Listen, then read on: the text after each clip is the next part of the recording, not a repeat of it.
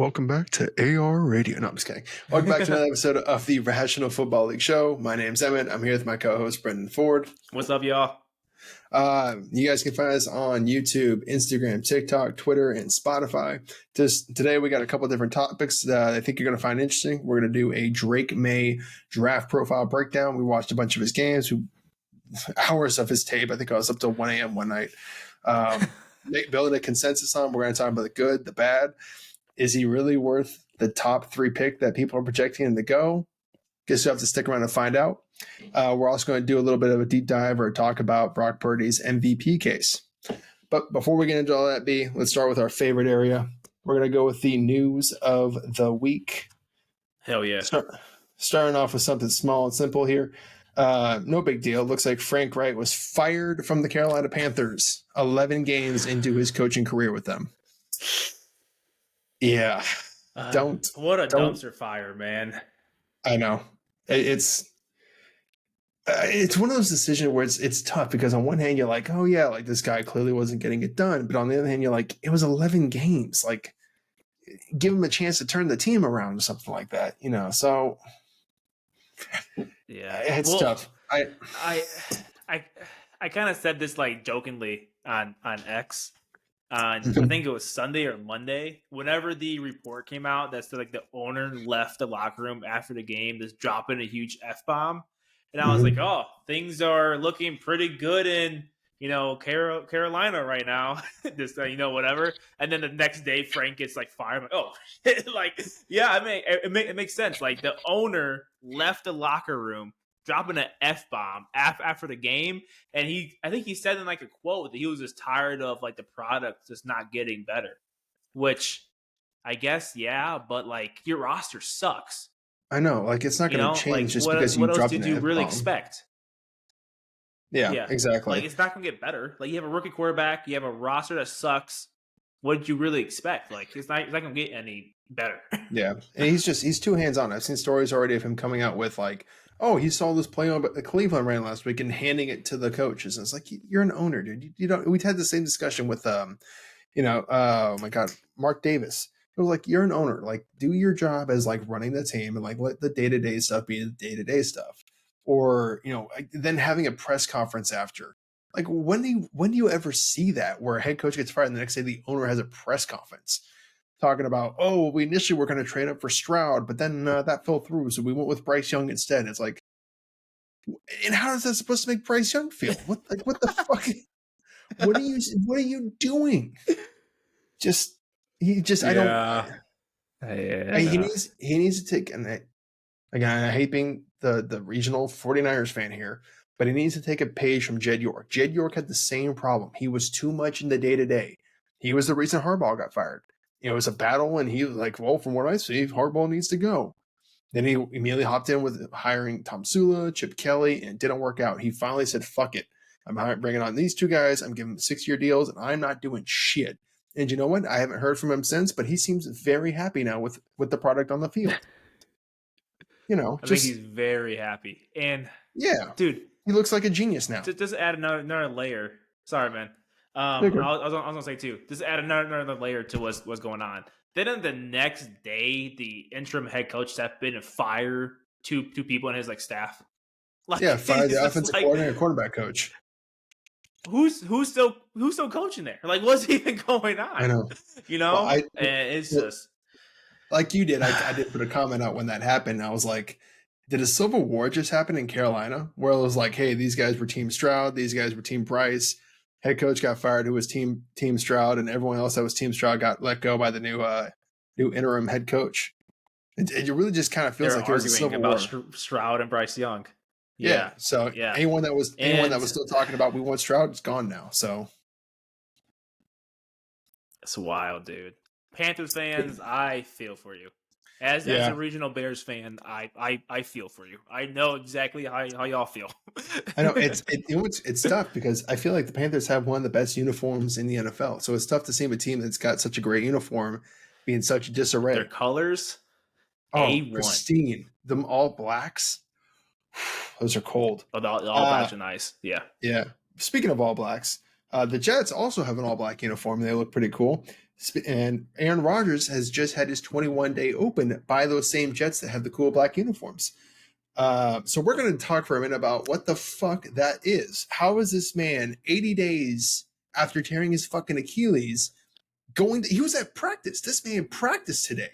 Yeah. He threw a football. Yeah. What medical fucking mystery is this? How is he doing this? Is he actually going to play, though? Because didn't he say it depends on the Jets' playoff scenario and if they're still in the hunt, his health? So if he actually plays, it's wild. Yeah, my understanding is he's been cleared to do football activities. He hasn't been cleared to play football yet. So maybe someone who's got better experience with Achilles tears or surgeries or anything like that can maybe hop into the comment section and tell us, hey, yeah, it's pretty common at this point for a guy to be able to walk around and throw a football. Or if this is like, holy shit, like this is wild, dude, that this guy's on a practice. Like I watched the film. He did the motion like a handoff, drop back, throw it. I mean, again, obviously he's not taking hits or anything like that. But just to be able to do that, I mean, that has to be a medical mystery that needs to be studied. I don't know if he's using dolphin cum or baby's tears or whatever it is he's rubbing on his ankle to make it work. But we need to start really looking at that science and investing in that. It's some like witchcraft, dude. I mean, he's been walking for like 5 weeks, I think. No, I'm sorry. Fast.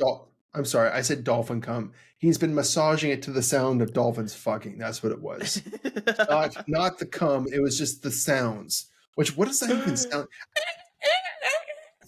I'm about to say, like, what sound did it even like make? You know, it's like the sound goes into like the bone and the tendon, the muscle just like heals it through the inside. I don't know. I think it's like the whole science behind it. I want to know where you got that fucking audio from. Like, is that on Spotify? Can I just like look up on Spotify dolphins fucking noises? You can find anything on like YouTube.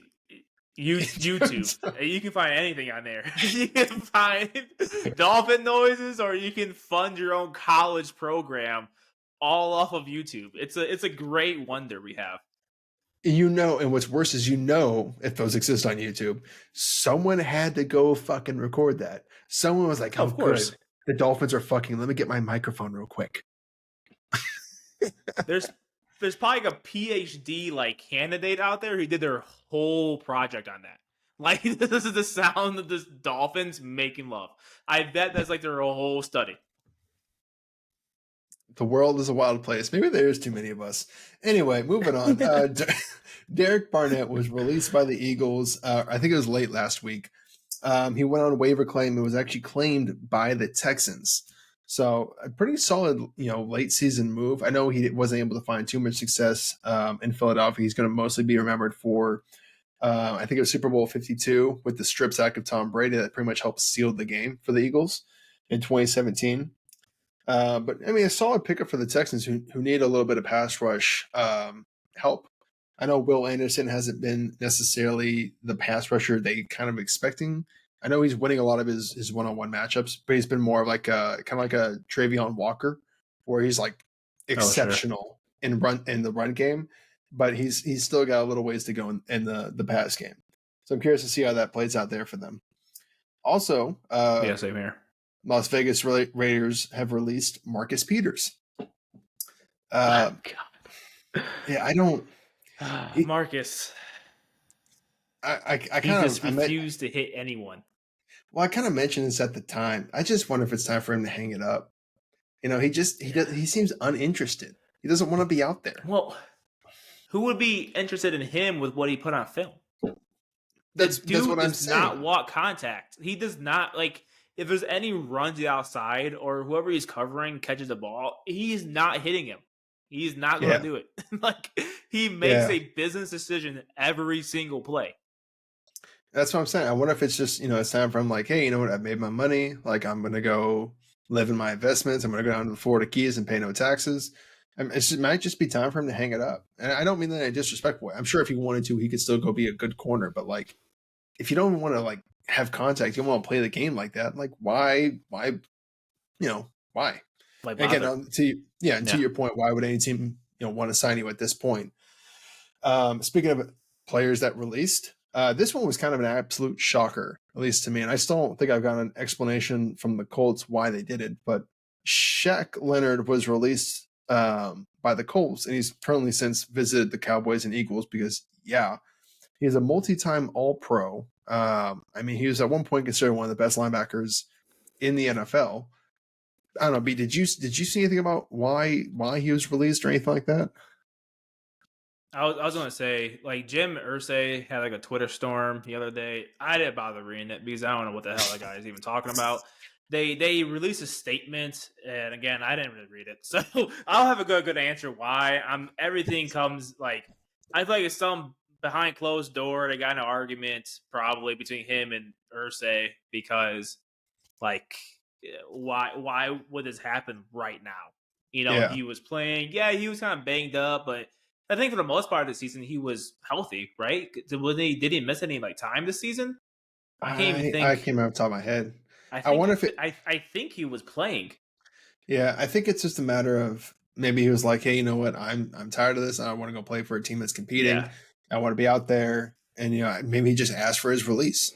And the Colts were yeah, like, yeah, we're kind of a ways away. We'd rather have the cap space anyway, so we're gonna let you go. And I don't think his cap hit was too high. I think it's only like 6.5 million is what I could find. yeah, But I mean, again, maybe it's just a situation that he just wants to go play for a contender. He's tired of like being on a team that's, keeps spinning its wheels with new head coaches, new quarterbacks, and so they just granted him his release. I don't know. yeah. Well, Speaking now his of, chance to go chase some like rings now. So see what yeah, I happens. mean, good for him. He visited the Cowboys. He's visiting the Eagles today. He visited the Cowboys yesterday. He's going to take apparently this weekend to make a decision, which I'm sure means, hey, if the Eagles beat the 49ers, I'm going to go play for the Eagles. Right. Yeah. Speaking of blast from the past, Joe Flacco, the original, is he an elite quarterback? Is slated to start this week in the year 2023. This isn't like 2015. Is it slated to start So wild. for the Browns with DTR and concussion protocol?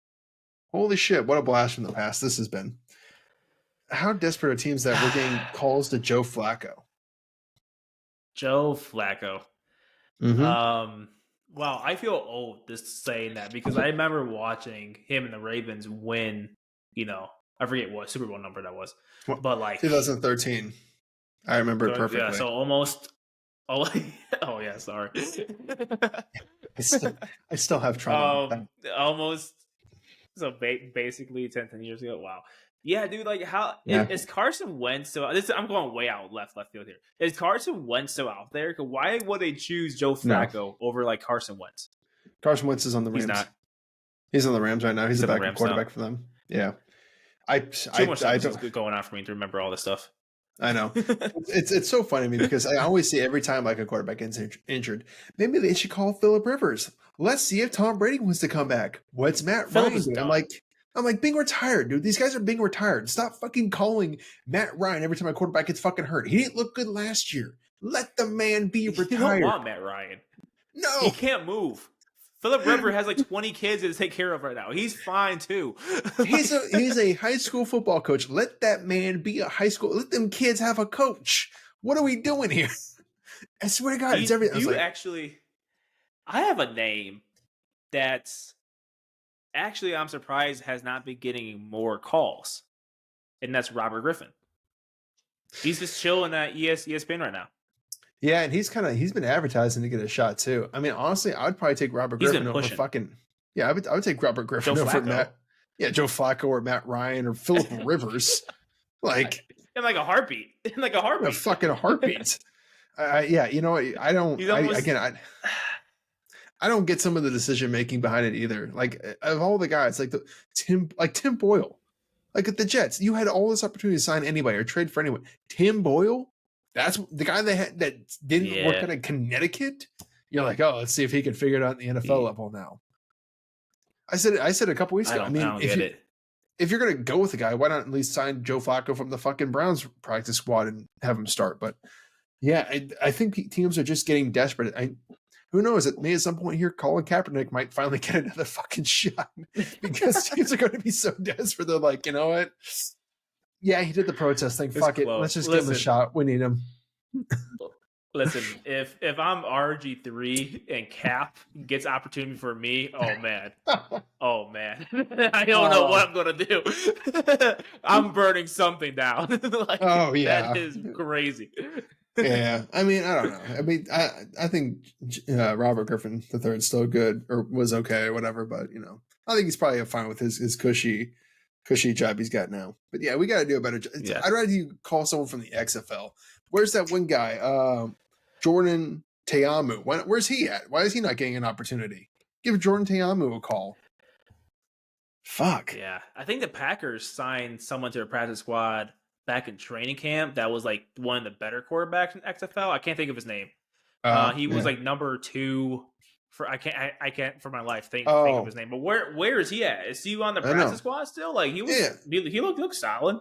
Yeah. What happened to all these fucking XFL quarterbacks that looked pretty good? Here's a name that kind of just disappeared. No, we want Flacco. I know. Well, here's the funny thing. Here's a name that disappeared that's still kind of relatively young compared to like fucking Flacco that no one ever talks about. He just retired or disappeared and no one talks about it. Blake Bortles. What the?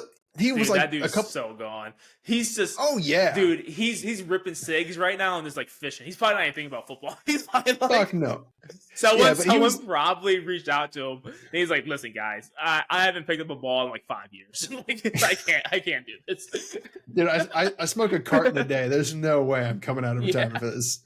Like he was on the practice squad for the Packers a couple of years ago. I think when they had like the whole Aaron Rodgers drama, and then like they released him and no one's heard from him since. It's just wild. Went right off the damn grid. I know. Respect Blake Bortles. Respect. It's like, give me my paycheck, I'm done. Last bit of news here on another surprise release from the AFC South.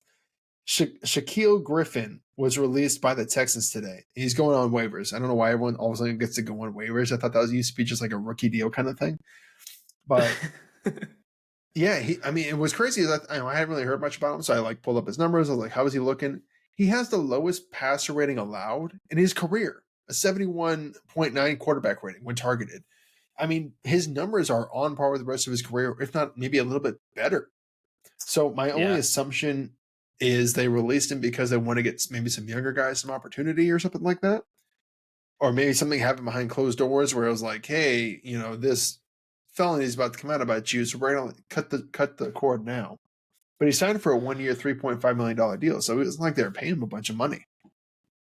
Yeah, I think it's probably something behind closed doors, or maybe I didn't watch a whole lot of Texan games, so Texan fans spare me.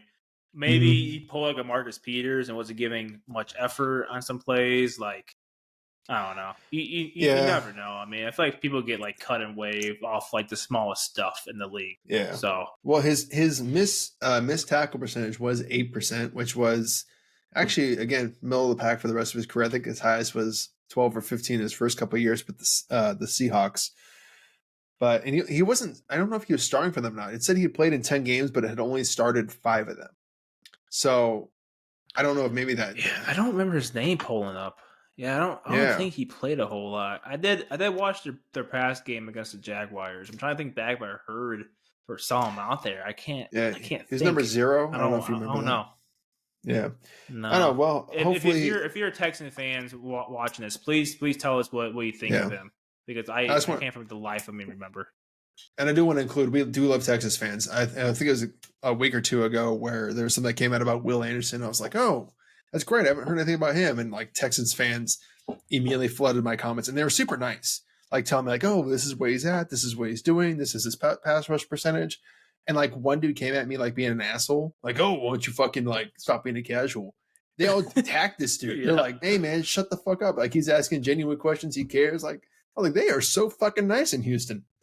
I love Texans fans. They are nice. Yeah, they're fantastic. Yeah. And they got an exciting, fun young team to root for down there. So I'm pulling from there. And sometimes that's just all it takes for me is like if you're a great fan base, I'm gonna root for your team. Like, go Texans. They got D'Amico Ryan. Just be kind, please. Just be kind. Like you don't need to be like a jackass for like no like reason. I know. Yeah, I think Texans fans might be my new favorite fan base. I think it might even they're probably on par with me for 49ers fans. I'm like, these people are so fucking nice. Thank you. That's awesome. That's awesome.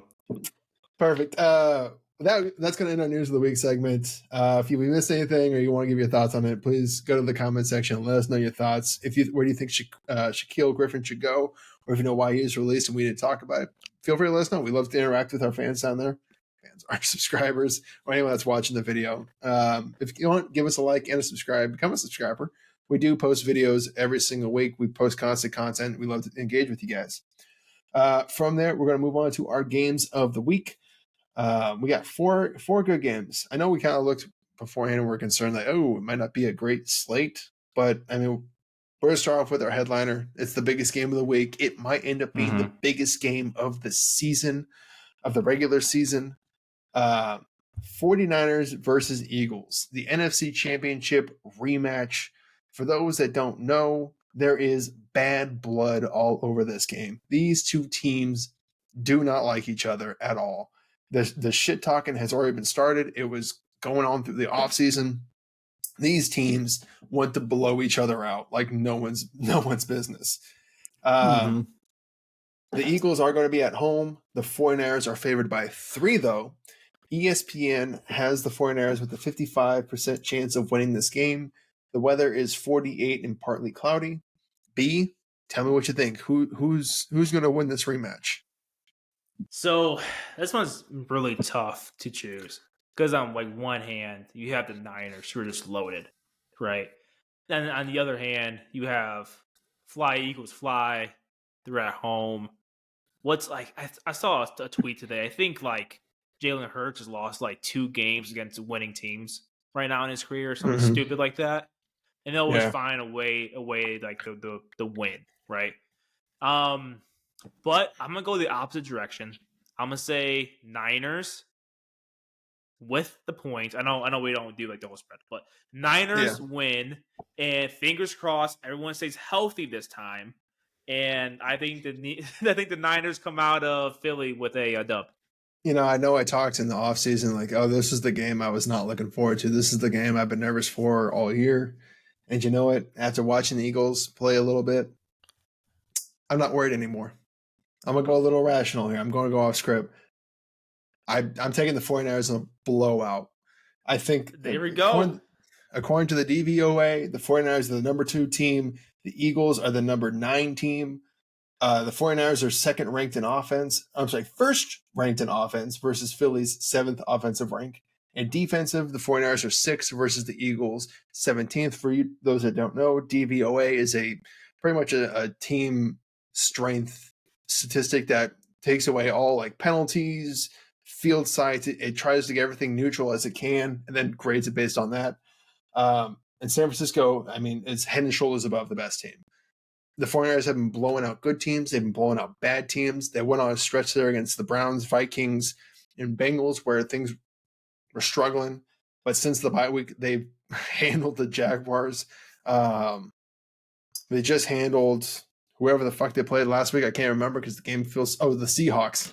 A team that used to matter. It doesn't even matter anymore. Handled them. I know the 49ers want to beat the wings off the Eagles. They are... I'm gonna take the 49ers. I think they're gonna go into this one with a vengeance. I don't know if this is gonna be their Super Bowl or not, but this for the 49ers, this means something for them. So I know they want to win this one badly. Moving on to our fun game of the week. Broncos Texans fun game. Our young fun team that we were just talking about. Broncos versus Texans. This is going to be a fun battle because the Texans are a young up and coming team. They've surprised a lot of people this year with their play. The Broncos started off rough. It looked bad. Gave up 70 points, obviously. But they've been on a 5-game winning streak. They are back in the playoff hunt. If they win this game, their playoff percentage goes up to, I believe, 65%, like the chances of making it. If they lose it, it drops to 21. So I know this game feels like a must-win for the Broncos. The Texans are at home. ESPN has given the Texans a 54% chance of winning, and Texans are favored by 3.5. The game does take place in a dome, so weather won't really be a factor. B, tell me what your thoughts are. So I actually like this. Obviously, we just talked about the Houston Texans and how much we're loving their team just because their fan base is awesome. But I feel like my gut tells me go with like the Broncos. I mean, they're just on a heater right now, and they just find a way to win. This is actually a tough one. It's almost like a coin toss for me. I might just go Broncos here. You're going to go with But Broncos? I feel iffy about it. I just think their experience, and I just think they're figuring out how to win. And I'm just going with the hot hand right now. Oh boy, it's a tough one here. Yeah, I'm not gonna piss off our new friends. I'm gonna go Houston. I really like their offense. I know Denver's defense has been very much improved the last 5 weeks. I think they're giving up 80 points total. But that Texans team, I mean, they just seem young. They seem like they don't know how to lose. They don't know what they don't know. They don't fear anybody. They're going to every game thinking, hey, we're going to put up 40 points. We're blowing this team out. We're going to rack up the points or rack up the yards. I mean, what was it? CJ Stroud had a 65-yard, 70-yard bomb to Tank Dell last week. That was called back for a BS illegal shift penalty. That play pissed me off, dude. I had know. a Tank Dell receiving line bet. I was like, Mhm. smashed it. They right there. That was the whole line. It was like called back for illegal motion or shift. I'm like, are you shitting me? Oh man. But I want the Texans to win. I'm just going with my gut in this one. But if the Texans win, I'll be happy. I'm cheering for them. I'm gonna watch the game. I'm gonna be cheering for them. Nothing wrong with that. I'm gonna take the home team here. I think Texans. I mean, that connection with CJ Stroud and Tank Dell is just getting better by the week. It's fun. Yeah. Their defense is tough. They're stingy. They're physical. D'Amico Ryans has got those dudes right.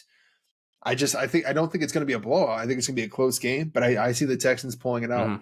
So give me the Texans in this one. Moving on to this one, the reason we picked this one might surprise people a little bit because we don't only pick close games. We're like, hey, if it's 3 points or less, we want to discuss that game and take our winners. So this one's going to be Chiefs-Packers. And the reason we're picking this one is because the weather is a huge factor in this game. It's going to be in Green Bay. It's going to be 35 degrees at kickoff. That doesn't even account for the wind chill. It's a Sunday night football game, so it's going to be cold. Yeah. Yeah, Sunday night football. It's going to be cold as hell in Green Bay. And I think weather can be one of the best equalizers for teams. In fact, I've already seen on Twitter, X, whatever it is, Packers fans are feeling pretty confident about this game. So it's Chiefs-Packers. It's going to be in Green Bay. Chiefs are favored by 6 points. ESPN has given the Chiefs a 71% chance of winning. B, tell me who you taking and why.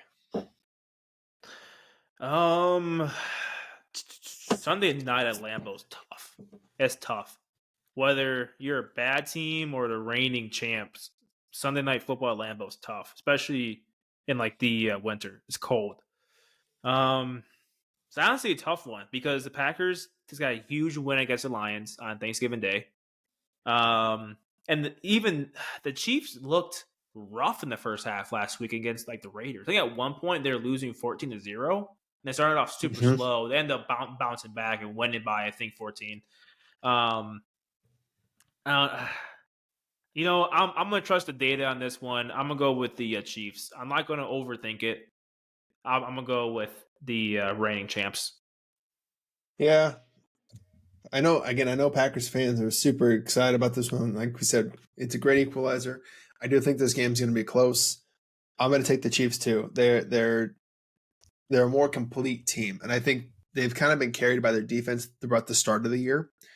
But Patrick Mahomes has started to figure out a little bit of chemistry with Rashee Rice. He had his first 100-yard game of the season, or I guess technically of his career, last week against the Raiders. Travis Kelce seems like he's maybe slowing down a little bit, but he's still Travis Kelce. And stars shine brightest under Sunday night. So for that reason, I'm going to take the Chiefs. I still think that their defense is going to confuse the hell out of Jordan Love. I know he's shown some good things over the last couple of weeks against some bad defenses.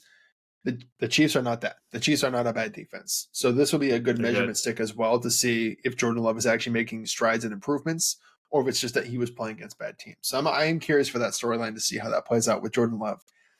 But yeah, give me the Chiefs in this one. I think it's if we were taking the money line, I might just take the Packers with the money line or with the points. But the spread, the 6.5 or 7 point spread. Yeah, I got but you. we don't do that here. We're going straight out winners. So straight out winner, give me the Chiefs. Yep. Moving on, we have our last game, which is a battle in the AFC South. Two teams. Again, this is not one kind of off guard. We threw this on last minute because it's the closest game of the weekend by the spread. It's the Colts versus the Titans. The battle of the backup quarterbacks, Gardner Minshew versus Will Levis. Mr. Mayo in his coffee versus Minshew Mania. I love God, that. I hate that. I hate that he does that. That's so fucking I vile. wonder if he still like does it, or that was just like a shtick, you know? He has to still do. He looked like he enjoyed it too much. It should be a crime. That should be a felony. Let's be honest about it. Should be in jail. You're putting mayo in your fucking coffee. You eat your bananas with the peel. That's a felony. Ah, damn. Dude. Anyway, God, I love this country. Gotta love this country. There's no rules here. You can just put mayo in your fucking coffee. You can eat a banana peel, bottom and first. Doesn't matter. Also, That's weird to awesome. say I'm surprised no one's made this connection here. You know who else eats the peel of the banana? Oh, The Grinch. Will Levis, does he therefore. Yeah. And Jim he Carrey. kind of looks like the Grinch a little bit. He kind of looks like the Yeah, Grinch, you know? he looks like the kinda, Grinch if he got back in down shape. his face. Yeah. Yeah. All right, sorry for that tangent, guys. It's just he has some really disgusting habits. Anyway, Colts Titans. The game's going to be in Nashville. It's a battle of the AFC South. Two teams that are trying to find their footing and make a turnaround with young players. Colts are favored by 1 point. ESPN has given the Colts a 57% chance of winning. The weather is going to be 57 degrees and partly cloudy. Also, just for note, Jonathan Taylor is out for this game. It's going to be Zachary Moss. With that all in mind, B, who are you taking this one, Colts or the Titans? You know, this one's actually obviously another tough one. I mean, it's a 1.5 point difference. You know, I've been watching a lot of actually Colts and Titan games. Actually, I've been watching a good amount of Titans because I've been betting on Derrick Henry's rushing line for the past 3 weeks.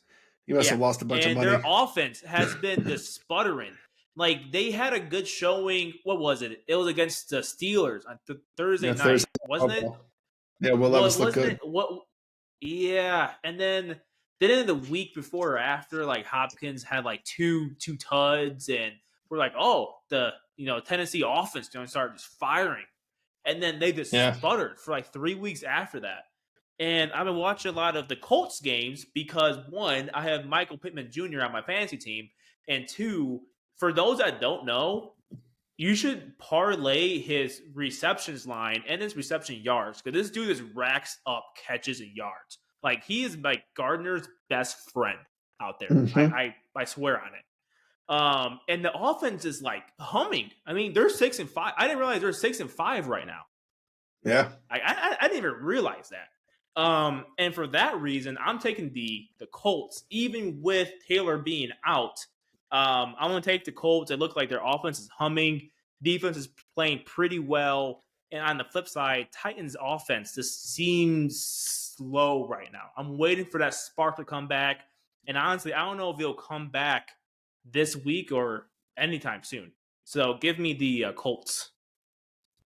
Yeah, I was kind of pulling up Will Levis's numbers. I was curious to see what they were for the last couple of weeks. I mean, for the season, his completion percentage is 60%. He's got a quarterback rating of 88.2. He's got 6 touchdowns and 2 interceptions. In his last 4 games, he has 2 touchdowns to 2 interceptions.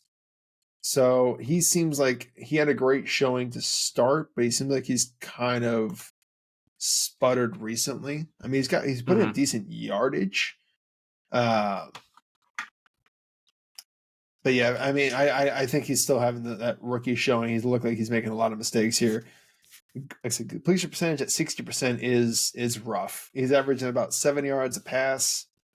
He's taken 13 sacks in 5 games, so that's about almost 3 sacks a game.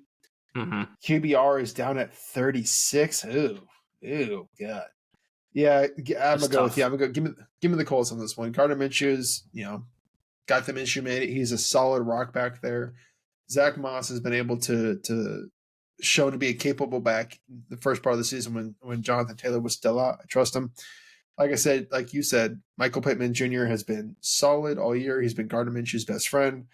That defense has been surprisingly solid. And I don't think they're getting enough credit. But yeah, give me the Colts in this game. I like the Colts over the Titans to win the AFC There we battle go. there. Looks like we only differ on one game, Texans and Broncos. So we could be looking at another bad showing this week since we have a lot of the same picks, or maybe this is finally one of us goes 3-1, and the other one goes 4-0. I know. We'll see. Hopefully. I mean, again, I'm trying to I'm incorporating the new DVOA stats. I've seen them before. I've seen people reference before. They seem very reliable. I like them. All the teams I picked were the higher ranked teams. So we'll see. We'll see how it goes. But yeah, I mean, again, I'm not going to bet against the Texans. I can't say that I love their fans and look how nice they are and then go, yeah, but they're going to lose. Fuck that. Give me the Texans over the Broncos. I love the Texans. And I'm sorry, y'all. I'm sorry I picked the Broncos. I'm going with the hot hand here. But you best believe I'm putting a bet on the Texans this week for sure. I was gonna say, you know what's funny is they're so fucking nice. They're gonna still get if we get it, he's making a mistake, but we all make mistakes. It's okay. He's making a mistake. We so love them. No, I know they're great. Make a straight bet on CJ Stroud's passing yards. He hit for me last week. It was nice. I think he hit for me the week before that too, or something like that, if I remember correctly. Him and Tank Dell are just a cheat code for money. So go ahead, place those bets, man. Yeah. All right. Well, that's going to end our Games of the Week segment. We got who we picked. Tell us who you taking this week. Who's your favorite can't lose pick? Let us know down in the comment section. This is where we're losing you. It's been fun. I'm Emmett. This is B. We're the RFL show. Give us a subscribe. Give us a like. Come talk with us. We love having conversations with you guys. I feel like every time we do, we learn a little bit more. Until next time, it's been fun. Moving on to our segments. I know we've kind of been waiting on them. I know people have been waiting on them. I'm sure there's kind of skipping through the video at this point to get this spot, this timestamp right now, 37 minutes and 6 seconds. We're going to do our Drake Maye draft profile. Did we get the bad news out to start? I mean, again, did we just start with the bad news? Yeah, go ahead and give your notes here. I just want you guys to know this has been this has been this much whiskey, this much Coke. So, oh God, here we go. Here we go. Drinking on the job. Yeah, I'm gonna be honest. This one kept me up for a few days. I'm just gonna say it. I don't think he's all that. I don't think he's what we've been led to believe he is. And I know North Carolina fans are a passionate group. We did a Drake Maye video before, and they commented all over it and let us know how wrong we were. And I know they're going to comment on this one again and let us know how wrong we are again. But we'll explain ourselves, so please bear with us. I do believe in this draft, he's a solid quarterback. He's a good quarterback. I don't think he's a blue chip quarterback. I think he's a guy that needs to go to a specific situation to be successful. If he went to the Bears, he's fucked. If he goes to the Patriots, he's fucked. He needs to go to a team that has a good offensive coordinator and decent weapons. If he doesn't have that, he's going to struggle. He's going to look bad. Just so you guys know, I watched his game against Duke. I watched his game against Clemson. And I watched his game against North Carolina State. I tried to watch the end of the year games. I wanted to see the finished product. I wanted to see more of what he was. I know you guys can't see my notes, but I have timestamps for everything. B seen him. He thought it was crazy with the shit I was doing. I was up till 1 a.m. I have everything marked down. So let's do the Oreo cookie sandwich here. Let's do the compliment sandwich. We're gonna go with good thing. We're gonna say the bad thing. Then we're gonna go with the good thing. Starting off, he has a strong arm, fantastic arm. He can make every throw in the NFL playbook anywhere you want. He can hit you in the fade. He's got the cross route, basic dig routes. He's whatever you need him to throw, he's got it. He's obviously tall. He's strong. He does a great job. He's a fantastic runner. Good athletes. He's 6'4", I believe 6'4", 235 was what we saw. Something like that. 225, 235, something like that. Yeah. Yeah. Big boy. His family lineage has all been athletes. I believe his brothers play basketball and baseball or something like that as well. So he comes from a great athletic family. So let's get to the bad. The bad is I'm not sure he can read a defense. Again, I literally had to go check other draft profiles because like, am I seeing this or is it just me? Am I crazy? Do I not know what the fuck I'm talking about? Maybe I don't, but I started off with the Duke game because I was like, let me watch a game of his where he's successful. He had good numbers. They won the game. And I got to the second quarter with about, I think it was, we talked about before, 5 minutes left, 1st and 10, back to my own end zone. It was on the 1 yard line. And I wanted to give him this credit. The offense coordinator did him no favors, right? When you're backed up on your own end zone, you want a get space play. You want a handoff. You want a quarterback sneak, a screen, something to just get you like 3 to 4 yards, get you a little bit of breathing room, somewhere you can run something else.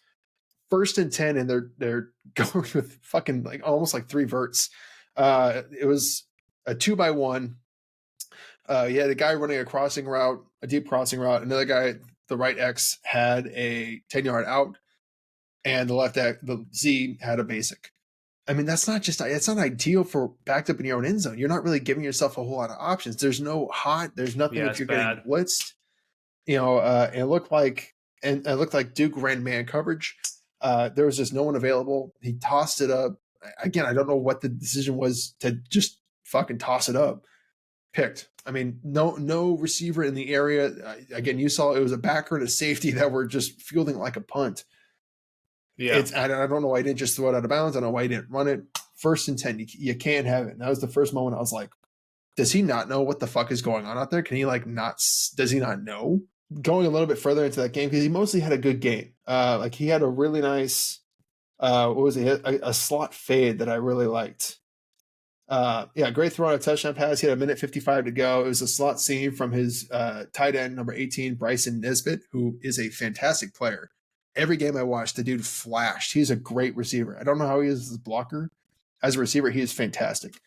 But he put a ball in a spot where only his guy could get it, and Nesbitt just out-athletes the smaller nickel. So he makes fantastic throws like that, like I talked at the beginning of the sugar part of the sandwich here. He throws with decent anticipation sometimes. His deep balls are crazy. Sorry, I was going to make a quick note here too, just to give a little bit of like an ad lib. I have in my notes, I'm more of like a meatball guy. I didn't play quarterback, like barely played offense. I watched a little bit of film too. One thing that shot out to me about Drake Maye, just keeping it on with the inside goodness of this like Oreo cookie here.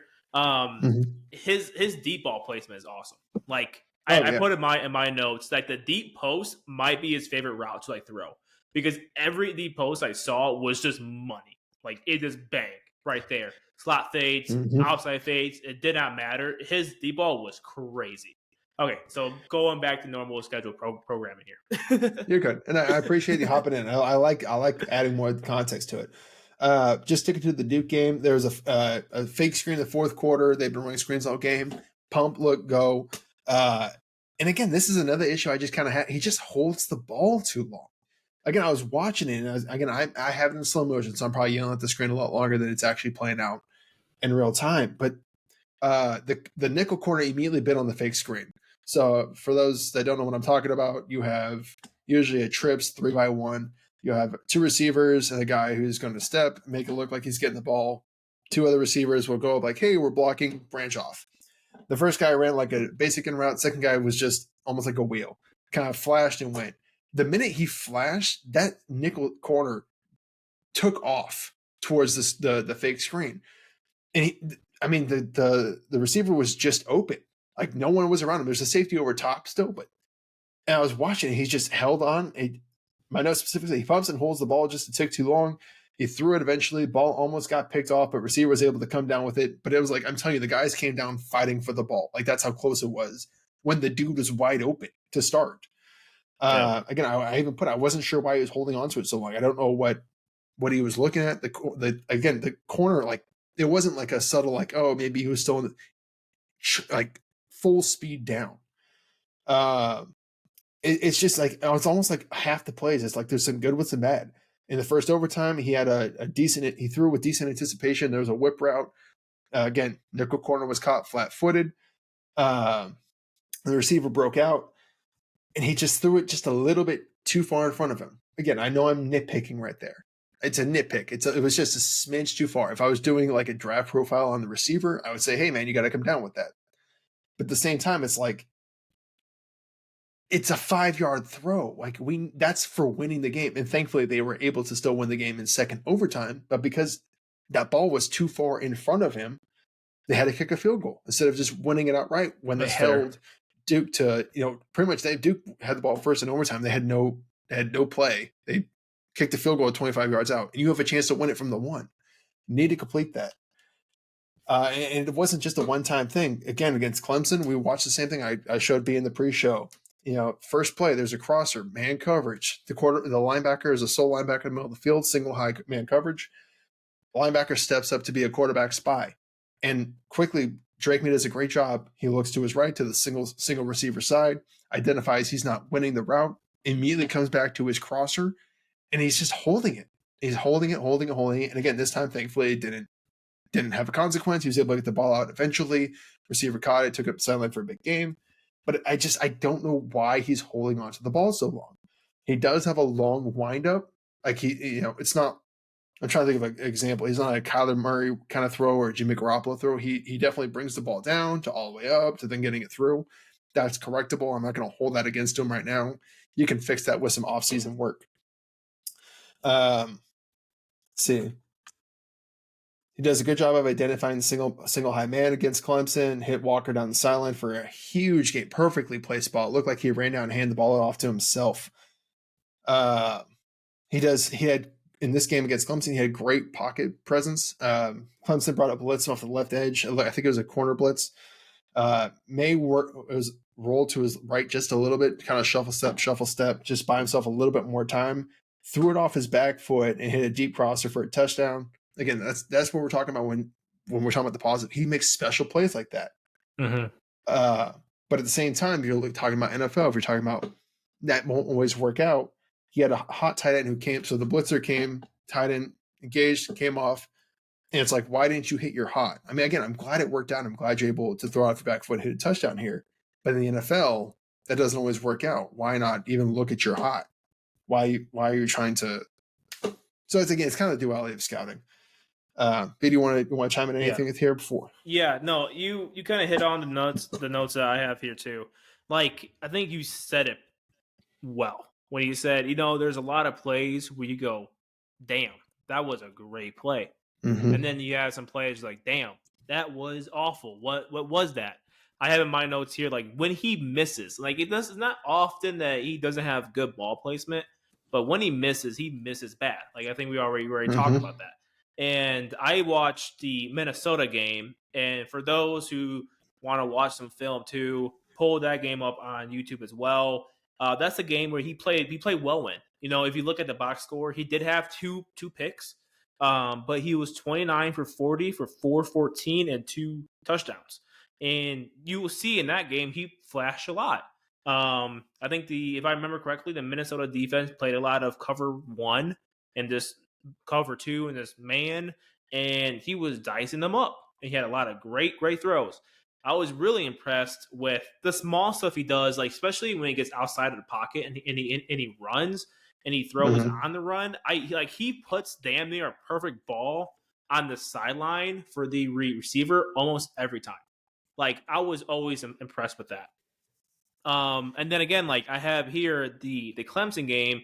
If you all want to watch that on your end, that's a game where he kind of struggled a little bit, which it makes sense. Even though the Clemson team wasn't as strong this year, they still had a pretty solid front four. They had a pretty solid defense, and they got after him. They used the QB spy on him, and at times when the QB spy kind of smelled blood in the water, he shot and he got Drake May a couple of times. And you kind of saw him deal with pressure, and there were a lot of arid throws in that game. A lot of times, like, damn, what was that, Drake May?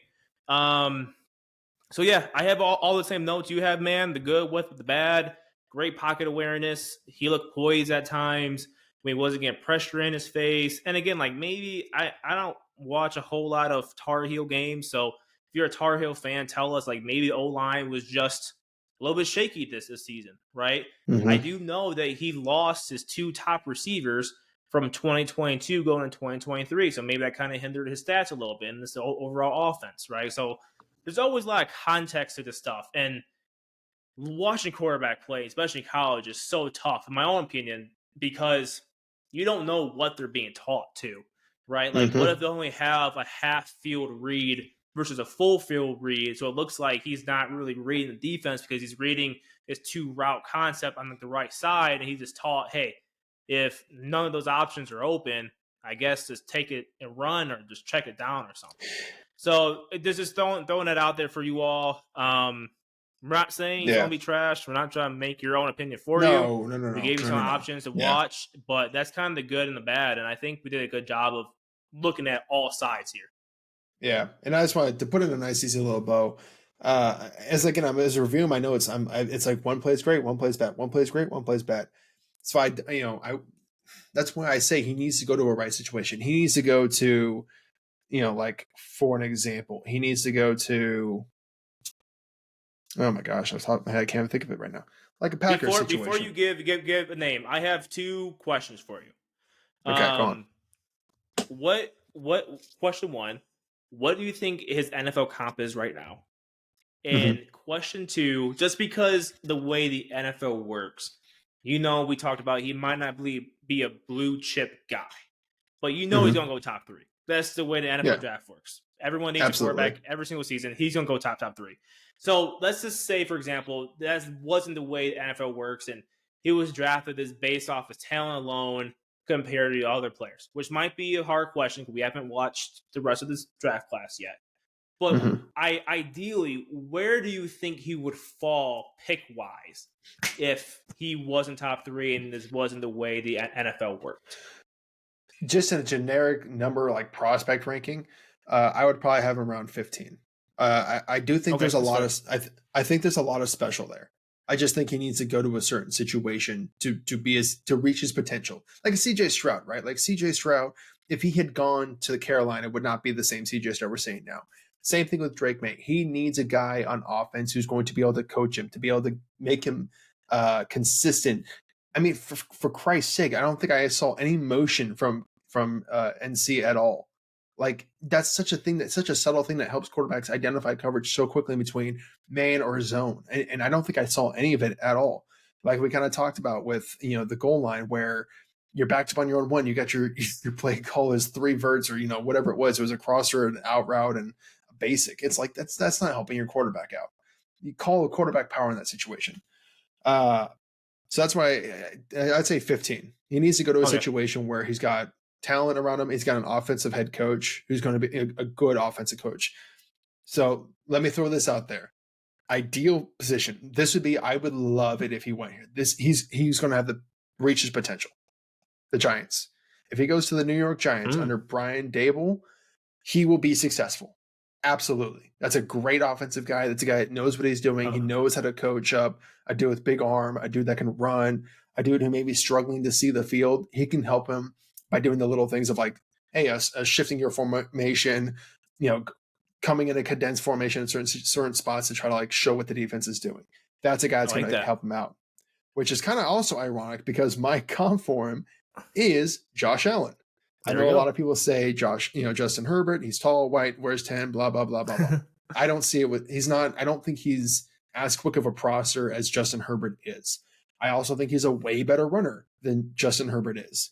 I would say he has a strong arm. I don't think it's as strong as Herbert or Josh Allen's is. I saw him throw some great deep balls, but I also saw him underthrow a couple balls. But sporadic accuracy, not always able to see the field, able to be right when you're wrong with his legs, big, strong guy. That all sounds to me a lot more like Josh Allen. So if the Giants can get their hands on this guy, if they can, I don't think I'd trade up to 1, whatever they got to do. I think that's the prime spot for him to go to the Giants. Working under Brian Daboll would be fantastic. I think that would revitalize that entire franchise. Give him a chance to move off of Daniel Jones, and I think that's the kind of situation that would really maximize his talent. First round pick on Drake Maye, get a couple of receivers with your second, third, fourth round pick. There's plenty of receivers in this draft for you to be able to pull from. So that's where I would leave it at. I think the positives with him is, again, big, strong, fast runner. He does some special things. I think he's okay at reading the field. I don't think he's like horrible. There's times, like I said, he's got great pocket awareness where he's able to just maneuver the pocket to buy himself a little bit more time. And then there's other times where I don't think he's seen the field at all. He kind of gets stuck on one guy, doesn't like it, and just takes off. So that's my comp. That's my pick. That's what I think. Positives, weaknesses. But you guys tell us what you think. What do you think Drake May's weaknesses are? What are his strengths? Did he play behind a bad O-line? Tell us in the comments section. Give us a like and subscribe. We do this every week. We're going to have a lot more draft player profiles coming out as we get closer to draft time. But if this is where we're losing you guys, it's always a pleasure. My name is Emmett Swarat. This is Brendyn Ford. We host this fun podcast of ours. And until next time. Yes, sir. Thank you. For those sticking with us for our Brock Purdy section, give me a minute to catch my breath and get a drink. This is where we go full meatball here. Love me some Brock Purdy. Oh yeah, and he's fun to watch. He's a guy, again, just kind of like, we won't include this in the last segment, but it's kind of the difference. Brock Purdy doesn't have like a lot of like the physical traits. You're like, wow, like he does a lot of things well, physically. But he does all the little things of the position right. He's able to buy time in pocket. He's able to quickly identify who's the open receiver and get the ball there accurately. He throws with fantastic anticipation. Like he's throwing guys open before they're even out of breaks. He's throwing guys open before they're not even open to start. That's like the little things of the position that I love to see from a quarterback. And I do think Drake May can get there. He seems to have some foundation of it right now. He just needs the right setting system placement to really grow that. But this is going to be our Brock Purdy segment. So let's turn it over to Brock Purdy. Should Brock Purdy be the NFL MVP favorite? Before we get into it, before we start throwing all our stats and start bugging your ears with words and shit like that, go into the comment section. You tell us, should Brock Purdy be the favorite? Yes, no, why? Give a like, give a subscribe. We do this every week. We love interacting with you guys. Tell us where we're right. Tell us where we're wrong. But B, I'll let you start with this segment. Do you think Brock Purdy should be the favorite right now for the MVP? I actually think that he should be. And maybe I'm curious to see how his odds stack up after this week against the Eagles. The favorite right now is Jalen Hurts. Probably because the Eagles are 10-1. I think it's 10-1. Whatever. And then I think Patrick Mahomes, I'm trying to load up my FanDuel right now. Patrick Mahomes is second best odds right now. Which is, I get it. He's always, he's King Patrick. He's always going to be up there. But we talked about it earlier on in the show. The Chiefs offense has not been the stronghold of that Chiefs team this year. It's actually been the defense. And I get it. Like, dude, like he has Kelsey right now and he doesn't have a whole lot of options around him. So whatever. But I flat out think that Brock Purdy is getting like disrespected. And I don't know if it's just because of, he missed he didn't miss that many games. No, he didn't miss any. He didn't miss any games. Right? Yeah, he was in the concussion protocol, against the Vikings. That week. Yeah. So I was going to say, like, maybe he missed a game or two, and that's why his odds are so low, to give people the benefit of the doubt. But no, that's not even like the damn case. I know you have a lot of numbers. I'll let you kind of rattle them off here in a second. But just to give you all pre-context, he's like top 5 in every metric right now. Almost top 3 in every single metric.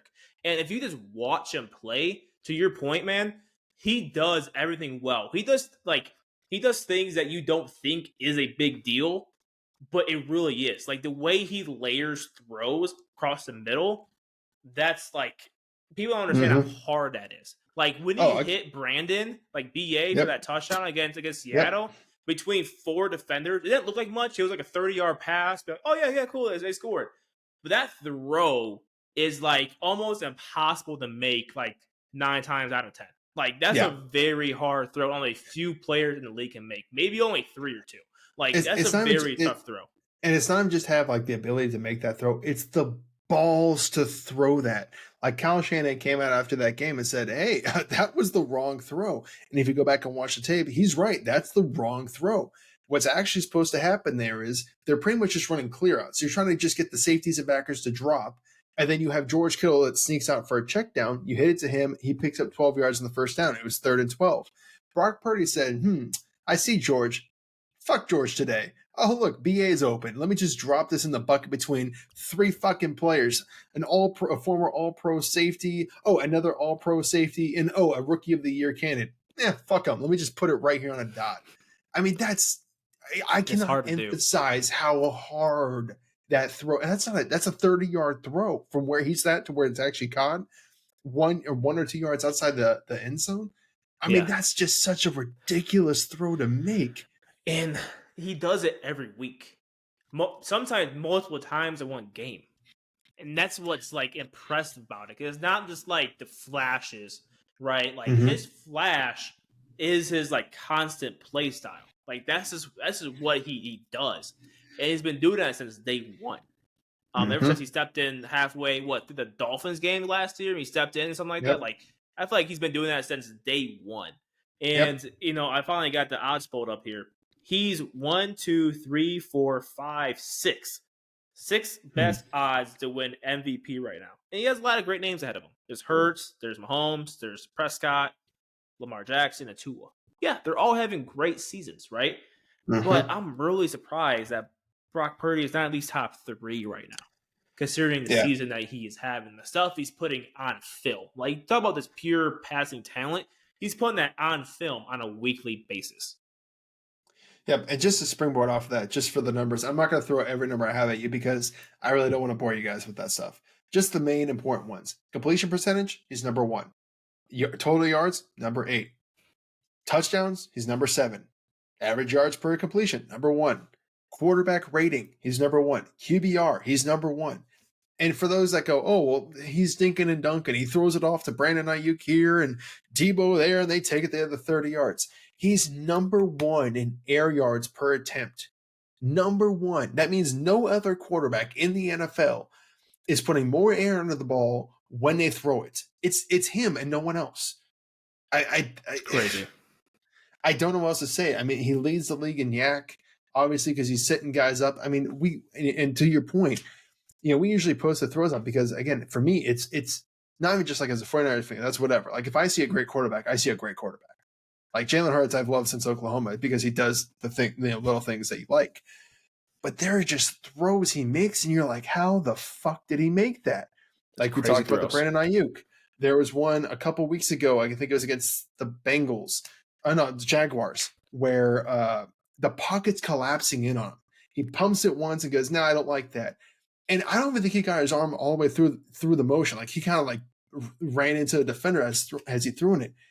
And still led George Kittle on a 40-yard, fade ball up the sideline that George caught and took it to the house. I still to this moment have no fucking clue how he was able to get enough on that to complete that ball. He just does these like spectacular plays, and they're not like he's not going to be a CJ Stroud or a Patrick Mahomes where he's making 8, 9, 10, 11 plays a game where you're like, wow, he's making 2 or 3 because that's all he has to make. Outside of that, he just needs to do the little things right. He needs to hit Debo when he's open. He needs to hit Brandon when he's open. He needs to give George an opportunity to make a guy miss. He just needs to lead the guys well. But then there's times where things don't go right or the play call is designed to go here.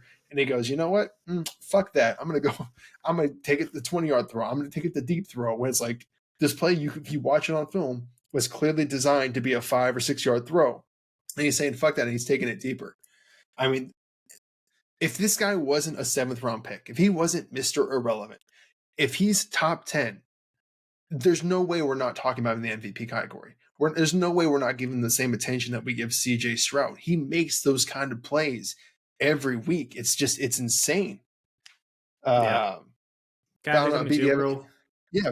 Go on. Yeah, it's definitely draft status that people are just holding over his head right now. Another thing I've seen a bunch of times on social media is people discredit him because of the talent around him. Okay, How come no one says the same stuff about Jalen Hurts with the Eagles? He has 2 number 1 receivers on his offense right now. He has probably a top 10 tight end when he's healthy. Dallas Goedert. Yep. Top 3 O-line. Top O-line in the league, I was going to say. to add to your point, just to counter it, Brock Purdy has a bottom 5 offensive line right now. Like he is having the That's least. crazy. He's getting the most pressure, according to PFF. He's getting the most pressure of any quarterback in the league. His O line has the worst passing grades of any O line in the league, and he's still putting up these numbers. But I digress. You go on, please. So, like, how come they're not saying the same stuff about Jalen Hurts, right? And Jalen Hurts has the best odds right now. He's plus 150, right? So he's damn near going to get it as of the books right now. No one says this stuff about him. Patrick Mahomes coming into the league. Hill and Kelsey and Andy Reid. No one tried to discredit him at all. Nope. And now, so I just don't see why. And now they give him, they give him sympathy because he doesn't have any weapons. I thought he was Patrick Mahomes. I thought he was the greatest quarterback to ever touch a ball. He should be able to make everyone around him fantastic. So why is it that he gets sympathy for not having weapons, and Brock Purdy gets discredited for having weapons? It's like you can't have it both ways. And I'll give you a couple other names, Hall of Fame names that had weapons. Joe Montana had Jerry Rice, Dwight Clark, Roger Craig, Hall of Famers. Steve Young had Terrell Owens, Jerry Rice, Ricky Waters, who isn't a Hall of Famer, but was a damn good running back. I mean, these guys all had, Peyton Manning had Marvin Harrison. I mean, these guys all had weapons. You can't play quarterback without weapons. Let's just call it as it is. And again, to additionally add on to this, and maybe I'm targeting Eagles fans a little bit here. It's funny to me that people on one hand say, oh, look at all these weapons Brock Purdy has. But on the other hand, go, oh, Brendyn Ayuk isn't even better than Debo. Like, he's number 2 on his team. Oh, but Debo's more of a running back. Look at his receiving numbers. They're terrible. Oh, George Kittle's not even a top 5 tight end. He's more of a left tackle at this. So does he have weapons or doesn't he? I'm so confused at this point. There's the fucking goalposts move so much for whoever plays quarterback for the 49ers. Like, at what point do you just call a spade a spade? Brock Purdy is a good quarterback. I do want to give one since we have a moment here, and we can this will be our final point. I want to get your response to this, and we can call it a day. Nick Wright has been the biggest Brock Purdy hater. Like, it's not even like analysts at this point. You're not like doing a job. He hates Brock Purdy for whatever reason. But I will give him a point for this. He talks about, I haven't seen Brock Purdy lead a comeback. I haven't seen Brock Purdy played from behind. Okay. First of all, let's address the other side of it. They got to lead somehow. It's because Brock Purdy was playing well. Yeah. And the one opportunity, but here's the credit I want to give him. In the Browns game, terrible. Everything was going wrong. Brock Purdy had probably one of the worst games he's had as a pro. But he did lead the 49ers down in a game-winning drive to set up a field goal opportunity that the kicker missed. It was a 43-yard field goal. Kicker missed it. If he makes it, he wins. He gets a game-winning drive. I don't blame Brock Purdy for that. I give him a check for game-winning drive. On the flip side of that, he had the Vikings game. Chance had a game-winning drive, threw 2 picks. Well, he was concussed. Okay, we won't count that one. Let's go with the Bengals. Chance to try to lead a comeback. Fourth quarter, they had the ball multiple times. Constantly turned the ball over, fumbles or picks. There was no concussion there. So I will give Nick Wright credit on this, because not every time, not every situation is the game going to go right to you. I don't think that doesn't make him not a good quarterback. I just think I need to see him improve in that area. But I want to get your thoughts on that. Yeah, I mean, I guess they can use that as another point to kind of discredit Brock Purdy, but in my opinion, that doesn't really carry like a lot of weight to me. It really doesn't. Like, he put the team in a place, like you said, against the Browns. Kicker missed a field goal, and I remember watching that game because I made a bet before that drive that I placed a money line bet that the Niners were going to come back and win. And as soon as I saw that Kyle Shanahan and the offense were playing for a field goal, I was like, dude's gonna miss. Like, you just have that like feeling we're watching the game. Like, try to get more yards. I don't feel good about this. No, go. I mean, I guess that's a point, and I guess you can use it as a factor in the entire equation in all of this. But at the end of the day, he's the reason why. He's a big reason why they're up 20, 30 points at times and don't need Exactly. a comeback drive. Like who Yeah. cares? Like I don't know. I think there's too much weight on that. Like Nick Wright, I think he's trying to nitpick. That's my own feelings about it. And it's like this. That feels like the last leg of his like Brock Purdy hatred, right? Like, oh, he hasn't led a comeback drive. I can use that to discredit him further, right? Yeah. But then what's going to be the next thing? Like, what if Brock Purdy does that on Sunday against the Eagles? Then what? Exactly. Oh, Brock Purdy's Well, not he tall doesn't enough. have a strong What? arm. Like, Yeah. yeah, Exactly. exactly. But I you think guys tell us it's what just you a think. weird fallacy argument. Yeah, it's so funny because when you watch him, he always has to use anecdotes. Well, it's you buy a sports car and then the rain happens. Well, your sports cars. It's like I don't give a fuck about a sports car. I get you're trying to like use an analogy to prove a point. Use games to prove a point. What situations has he been in to prove a point? Use that shit. I'm so tired of it. Like it was so frustrating. I was like, he's got a decent point. Like we haven't seen Brock Purdy in the situation too often. We don't know if he could do it. We know he's a good quarterback. Is he a great quarterback? Maybe that's a distinguishing factor between good and great. Sure. But like, why do you have to use an anecdote? Why do you have to use a fucking make-believe situation about sports cars in the winter? Like, just use the situation. Hey, he's been in this season. He's been 3 opportunities to lead game-winning drives. First one, he was okay. The guy missed the kick. The other 2, he didn't do well. 1 for 2. Not great odds so far. Like, just use the fucking film. Like, you're an analyst. You make a shit ton of money on this. Why are you talking about sports cars? But you guys tell us what you think. He's just hating. Yeah. You guys tell us what you think. Is Brock Purdy's lack of stats in game-winning drives a big deal, or is it not? Should he be a favorite for MVP? Let us know in the comments section. Give us a like and subscribe if you like what we do here. We do it every week. We release our whole podcast every week. We break the segments up twice a week. But until next time, it's been Emmett. It's been B. Thank you so much for tuning in, guys. You guys can find us on, again, YouTube, Spotify, Instagram, TikTok, and Twitter or X, whatever you call it. But until next time, have a good one, guys. See ya. Be safe out there.